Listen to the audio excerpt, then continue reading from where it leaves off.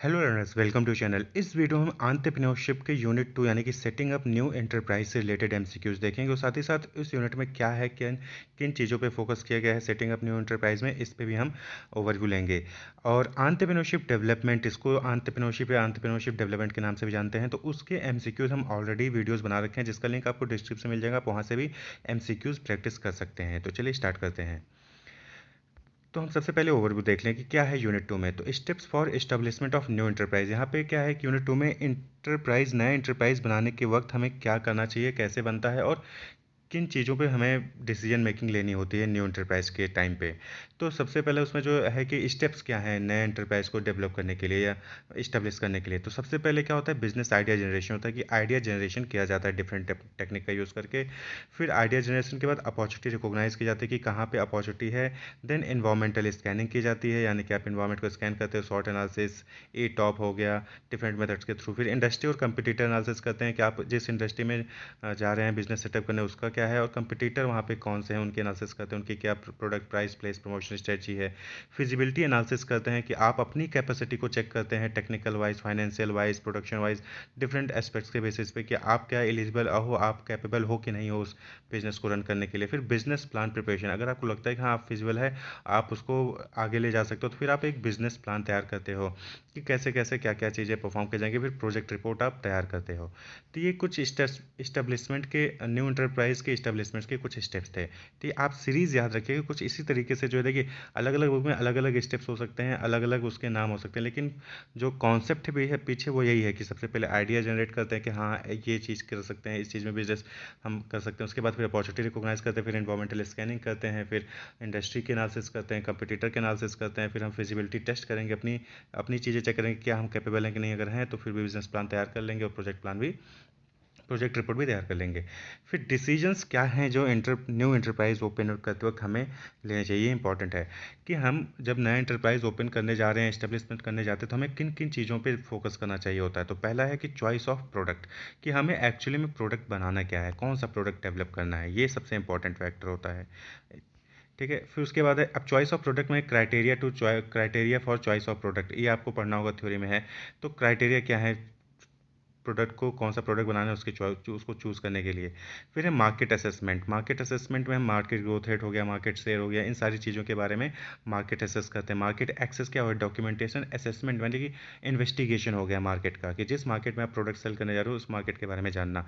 Selection of site, यानी कि आपको अपना साइट कहाँ, अपना ऑफिस, अपना मैन्युफैक्चरिंग प्लांट कहाँ ओपन करेंगे, उसको सेलेक्ट करने के लिए कौन कौन से फैक्टर्स होते हैं, जैसे कि अवेलेबिलिटी ऑफ फैसिलिटीज़ है, प्रॉक्सिमिटी है मार्केट से, कस्टमर से, सप्लायर से, इन सारी फैक्टर्स को देखा जाता है। फिर जो है सिलेक्शन ऑफ टेक्नोलॉजी, कि आपको जो टेक्नोलॉजी चूज़ करनी है वो कैसी चूज़ करनी है, लेटेस्ट होनी चाहिए, मैन्युफैक्चरिंग प्रोसेस जो आपका है वो उसके अकॉर्डिंग होना चाहिए, ये सारी चीज़ों पे आपको डिसीजन मेकिंग करना होता है। फिर है ऑर्गेनाइजेशनल स्ट्रक्चर, तो जो आपका ऑर्गेनाइजेशन होगा वो कैसे होगा, उसका स्ट्रक्चर क्या होगा, लाइन वाला होगा, लाइन एंड स्टाफ ऑर्गेनाइजेशन होगा, फंक्शनल ऑर्गेनाइजेशनल स्ट्रक्चर होगा, प्रोजेक्ट ऑर्गेनाइजेशन होगा, मैट्रिक ऑर्गेनाइजेशन होगा, या फिर डिविजनल ऑर्गेनाइजेशन होगा। तो आपको ये डिसाइड करना है कि ऑर्गेनाइजेशनल स्ट्रक्चर जो आपका नया एंटरप्राइज होगा उसका कैसे होगा।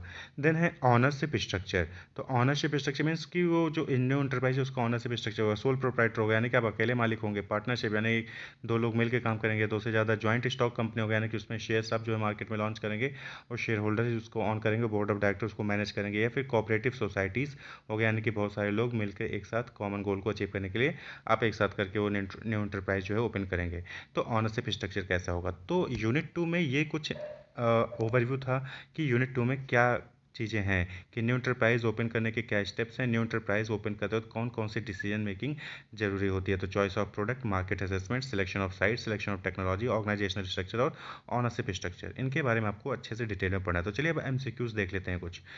तो formation of new commercial business, establishment of new social business and other organisation और आर रिफर टू एज, तो नया कमर्शियल बिजनेस आप क्रिएट करने जा रहे हो, फॉर्म कर रहे हो, नया सोशल बिजनेस इस्टेब्लिश कर रहे हो, या फिर कोई दूसरा ऑर्गेनाइजेशन इस्टेब्लिश कर रहे हो, तो क्या कहेंगे इसको, एंटरप्रेन्योरल वेंचर, न्यू वेंचर या न्यू एंटरप्राइज या फिर ऑल। तो इसको हम क्या कहेंगे, सभी के नाम से जाने सकते हैं, इसको हम एंटरप्रेन्योरल वेंचर भी कह सकते हैं, इसको न्यू एंटरप्राइज भी कह सकते हैं, फिर न्यू वेंचर भी कह सकते हैं। कि जब भी कोई नया कॉमर्शियल बिजनेस या फिर कोई नया सोशल बिजनेस या कोई ऑर्गेनाइजेशन हम स्टार्ट करते हैं तो उसको हम एंटरप्रेन्योरल वेंचर भी कहते हैं, न्यू वेंचर भी कहते हैं, फिर न्यू एंटरप्राइज भी कहते हैं।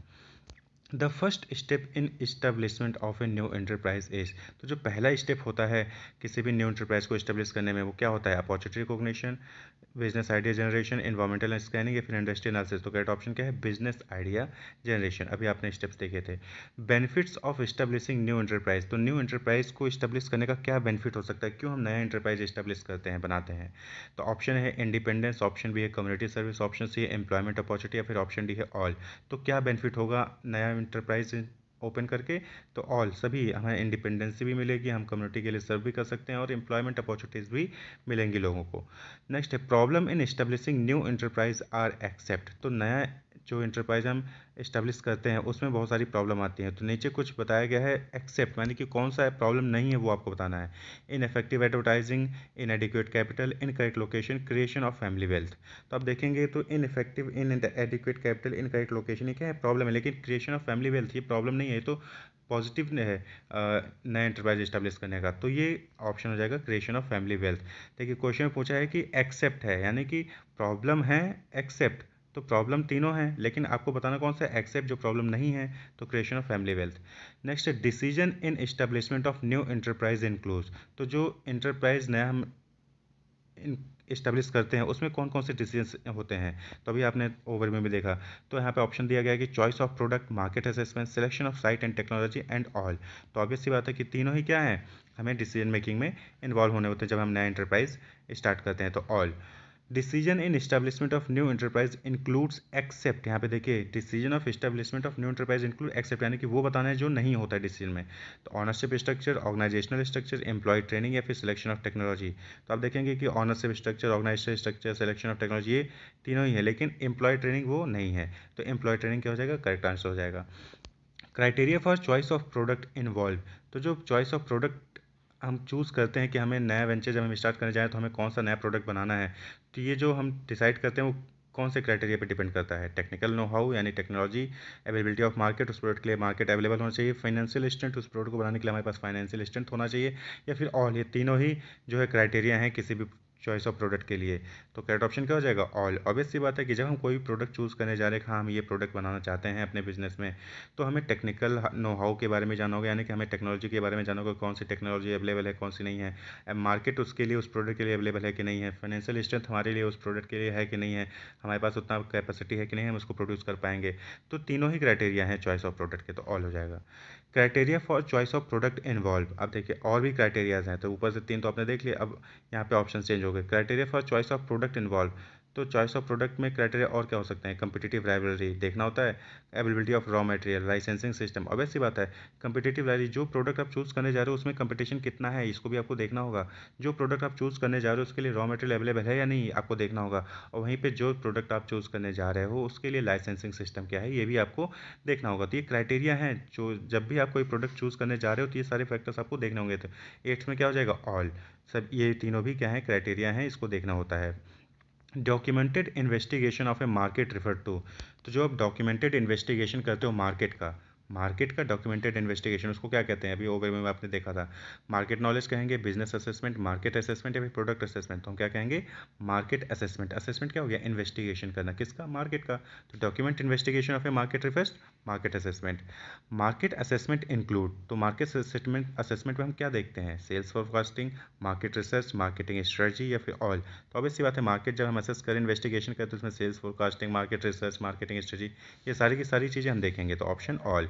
नेक्स्ट है in case of new enterprise ownership structure में भी, तो जो नया एंटरप्राइज होता है उसमें ऑनरशिप स्ट्रक्चर कैसा हो सकता है? Soul proprietor, partnership, joint stock company या फिर ऑल। तो ऑब्वियस सी बात है तीनों ही हो सकते हैं। नया एंटरप्राइज है, सोल प्रोप्राइटर भी जा सकता है, पार्टनरशिप में भी जा सकते हैं, जॉइंट स्टॉक कंपनी में भी जा सकते हैं। Aspects for selection of technology is are, तो जो सिलेक्शन ऑफ टेक्नोलॉजी है, जब हम टेक्नोलॉजी सेलेक्ट करते हैं तो उसमें कौन कौन से एस्पेक्ट्स होते हैं, कौन कौन सी फैक्टर्स या क्राइटेरिया होते हैं जिसके लिए जिस पे सिलेक्शन ऑफ टेक्नोलॉजी डिपेंड करता है?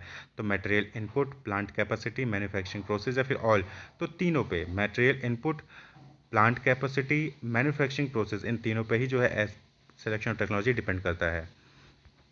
नेक्स्ट है factors that affect selection of site. अब बताना कि जो फैक्टर्स जो सिलेक्शन ऑफ साइट पे डिपेंड करते हैं, हम कौन से साइट पे अपना मैन्युफैक्चरिंग प्लांट ओपन करेंगे, कहाँ पे हमारा ऑफिस होगा, इन पे कौन से फैक्टर पे ध्यान देना चाहिए ये सब डिसाइड करते हो। तो अवेलेबिलिटी ऑफ रॉ मटेरियल, यानी कि आपका जो साइट होगा वो ऐसी जगह होना चाहिए जहाँ पे रॉ मटेरियल अवेलेबल हो, प्रॉक्सिमिटी टू मार्केट, मार्केट से नज़दीक हो, आसपास हो, सप्लायर से नज़दीक हो, पार्किंग फैसिलिटी, वहाँ पे पार्किंग फैसिलिटी हो। इसके अलावा भी बहुत सारे फैक्टर्स हैं जो सिलेक्शन ऑफ साइट के टाइम पे हमें ध्यान देने चाहिए। तो यहाँ पे 3 ऑप्शन दिए हैं, तो तीनों ही जो है वो फैक्टर हैं सिलेक्शन ऑफ साइट के, इसलिए यहाँ पे क्या हो जाएगा, डी ऑल। नेक्स्ट है proximity to supplier and resources is considered while taking decision regarding. अब यहाँ पे देखिए वही चीज़ क्वेश्चन है, थोड़ा सा लैंग्वेज चेंज कर दिया गया। तो जो प्रॉक्सिमिटी है कि हमारा सप्लायर और रिसोर्सेज से हो, प्रॉक्सिमिटी में क्या होता है, नियरनेस, नज़दीक, आप कितने नज़दीक हैं सप्लायर से, कितने नज़दीक हैं रिसोर्सेज से। तो जो प्रॉक्सिमिटी है सप्लायर और resources is considered while taking decision regarding, तो कौन से डिसीजन के टाइम पे प्रॉक्सिमिटी चेक की जाती है, चॉइस ऑफ प्रोडक्ट के टाइम पे, selection of technology, selection of site, या फिर ऑनरशिप स्ट्रक्चर। तो अभी जब से आपने देखा selection of site, option C हो जाएगा। Market size, market growth rate, market profitability etcetera are considered while taking decision regarding. तो जो market size, market growth, market profitability, ये कौन से में डिसीजन, किस डिसीजन में ये सब इन्वॉल्व होते हैं, चॉइस ऑफ प्रोडक्ट में, सिलेक्शन ऑफ टेक्नोलॉजी में, मार्केट असेसमेंट में, या फिर ऑनरशिप स्ट्रक्चर में। तो अब ऐसी बात है, market size, market growth, market profitability आप चेक करें तो किस में होता है, मार्केट असेसमेंट में। जब मार्केट के इन्वेस्टिगेशन करते हैं तो आप इन सब चीज़ों को देखते हैं। एक कंपनी क्या है, अब देखिए कंपनी यहाँ पे डिसीजन मेकिंग में इन्वॉल्व है ऑनरशिप स्ट्रक्चर में। तो company, joint stock company, partnership, ये सब आपने कंपनी लॉ में भी पढ़ा होगा। तो वहाँ से आप जो है एमसीक्यूज यहाँ पे आप यूज़ कर सकते हैं, लेकिन उतना डिटेल नहीं आएगा, लेकिन फिर भी आपको वहाँ पे जो है आपको अपने माइंड में रखना होगा कि सोल प्रोप्राइटर में क्या है, पार्टनरशिप में क्या है, कंपनी एक्ट में क्या है। तो ये आप कंपनी लॉ में आपने पढ़ चुके हैं। तो कंपनी क्या है, आर्टिफिशियल पर्सन होता है, सेपरेट लीगल एंटिटी होता है, कॉमन सील होता है, या फिर ऑल, तीनों ही होते हैं। तो ऑब्वियस सी बात है, कंपनी में क्या है, कंपनी का आर्टिफिशियल पर्सन होता है जिसकी सेपरेट लीगल एंटिटी होती है और उसका एक कॉमन सील भी होता है। तो यहाँ पे ऑल हो जाएगा। नेक्स्ट है a legal entity which is owned and control by A group of person having a common motive. तो आप यहाँ पे क्या होता है, एक लीगल एंटिटी जो कि ऑन किया जाता है, कंट्रोल किया जाता है ग्रुप ऑफ पर्सन द्वारा, जो उसका एक कॉमन मोटिव होता है, उसको क्या कहते हैं, पार्टनरशिप है, वो joint stock company, cooperative enterprise, या फिर सोल प्रोप्राइटर। तो करेक्ट ऑप्शन क्या है, कोऑपरेटिव एंटरप्राइज। एक लीगल एंटिटी होता है कोऑपरेटिव एंटरप्राइज जिसको कंट्रोल किया जाता है, ऑन किया जाता है ग्रुप ऑफ पर्सन जिनका एक कॉमन मोटिव होता है।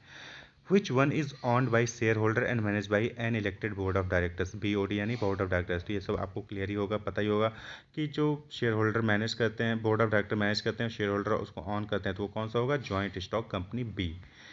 A contractual agreement between two or more person who are willing to share profit, a business is owned by all or single person acting for all। तो उसको क्या कहेंगे, contractual agreement होता है दो या दो से अधिक लोगों में जो कि प्रॉफिट की शेयरिंग करते हैं और बिजनेस को रन करते हैं, और या तो उस बिजनेस को अकेला चला रहा होगा बाकी सबकी तरफ से, या फिर वो जो है सब लोग मिलकर चला रहे होंगे। तो उस बिजनेस को क्या कहते हैं, उस टाइप की ऑनरशिप को क्या कहते हैं, पार्टनरशिप, जॉइंट स्टॉक, कोऑपरेटिव या सोल प्रोप्राइटर। तो ऑब्वियस सी बात है क्या कहेंगे, पार्टनरशिप कहेंगे।